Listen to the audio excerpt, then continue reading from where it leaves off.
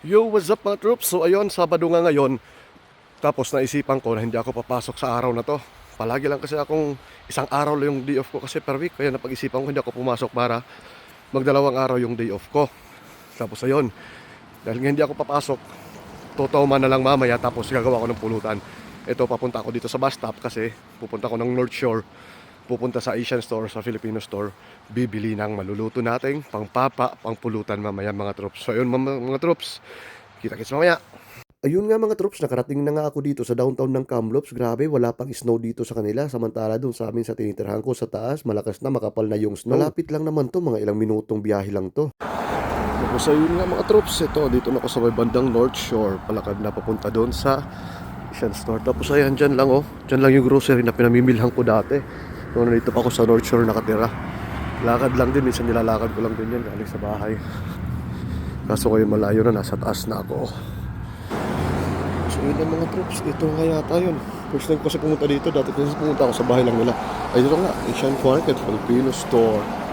Ayun na nga mga troops, ito nakapasok na ako dito sa store nila pero hindi na ako masyadong nagsasalita dito, video-video ko na lang talaga kasi nag-uusap din kami ng bantay ni Ate Jane yung may-ari. First time ko nga pumunta dito sa physical store talaga nila kasi dati sa bahay lang talaga nila. Tapos ayun nga, may nakita nga ako dito na minsan mahirap hanapin sa mga ibang store dito sa Superstore o sa Freshco kaya sa Walmart. Kaya ayun, kinuha ko na at binili ko na kaagad. Yung iba kahit na hindi ko pa naman gagamitin talaga sa linggong to, okay lang, i-stock ko lang sa ref ko lalo na yung mga pwede namang i-freezer kasi may iba talaga na ang hirap hanapin dito lalo na pag dumating yung araw na nagka-crave ka sa pagkain na yun tapos hindi mo mahanap sa kahit saang store. Kaya mas mabuti na yung mga ganito, stock talaga. Lalo na rin na hindi na katulad dati nung nasa North Shore pa ako na kahit lakarin ko lang papunta dito sa store nila o kahit sa isang grocery store dito. Ngayon kasi sa tinitirahan ko ay medyo malayo-layo sa mga store. Kailangan pa mag-bus tapos ito paparating na yung winter, mag-snow-snow na kaya minsan nakakatamad gumala, nakakatamad lumabas o mamili. Kaya ang ginagawa ko pag ganitong nag-snow na o kaya kahit natatamad lang ako ay nag-grocery na lang ako online tapos pinapa-deliver ko na lang dito. Lalo na pag isang araw lang talaga yung day off ko kasi natatamad talaga akong lumabas ng bahay. Gusto ko magpahinga lang talaga buong araw. Tapos ayun nga, ito nga lang pinagkukuha ko. Karamihan talaga mga noodles tapos mga karne na wala sa superstore. Kaya kahit sa amang mga grocery store dito. Yung ibang tinda nila dito ay meron din naman sa superstore sa Freshco kaya sa Walmart. Kaso yung iba nga lang na wala doon ay dito natin mabibili. Kagaya nito, dito nga ako natuwa na meron nitong choknat tapos nitong ubi langka na to. Kaya syempre, check out na natin yan. Dalawang choknat nga lang pala yung kinuha ko kaso putik na yan. Hindi nga lang nagtagal, inabot lang ng 3 araw yung dalawang pack ng choknat ko. Grabing cravings ba? Sinulit talaga. Tapos eto, kumuha na rin ako dito ng mga pang merienda ko. Kumuha na rin ako dito ng Hyro. Hindi lang pang merienda, minsan kasi pagka umaga natatamad ako. Ayoko pa bumangon, ayoko pa magluto. Kaya ayun, magkakapi lang. Tapos parisan na lang nitong biskwit nitong Hyro. Tapos eto, kumuha nga ako ng gulaman. Ewan ko kung para saan ko gagamitin yan. Wala lang, reserba lang. Tapos syempre, kumuha na rin ako ng tang na juice para pang merienda o kaya pang chaser minsan. Tapos ayun nga mga troops, binigyan niya ako dito ni Ate Jean ng isang milk tea na to. Ayos, sulit na sulit. Thank you Ate Jean sa libreng milk tea na to ha. Bali, ang sinadya ko lang talaga dito ay yung tenga ng baboy tsaka atay ng baboy kasi gusto ko talaga gumawa ng dinakdakan sa araw na to kasi pampulutan kasi hindi nga ako pumasok. Kaso dahil ang dami ko ngang nakita dito ng mga stock nila na bihira ko lang makita sa Superstore, sa Freshco kaya sa Walmart. Kaya ayun, pinagbibili ko na lang din. Napakalaking bagay din dito na mayroon na silang physical store ng Filipino store dito. Kasi pag may mga needs tayo na mahirap nating hanapin dito, ayun, may mapupuntahan na tayo. Tapos sabi din nila pag may mga kailangan kayo o may mga hinahanap kayo na hindi nyo makita, sabihin nyo lang daw sa kanila para ma-order nila. So ayun mga troops, sa mga Pilipino na nandito sa Kamloops o kahit saang lugar man dito sa BC na malapit dito na walang mga Filipino store sa inyo, pag napasyal kayo dito sa Kamloops, alam nyo na kung saan kayo pupunta. Suportahan natin ang kapwa natin Pilipino mga troops. Huwag tayong tumulad sa ibang kapwa natin na naiinggit na may ibang kapwa natin na umasin. So ayun mga troops, hanggang dito lang muna. See you sa next video. Thank you. Have a good one.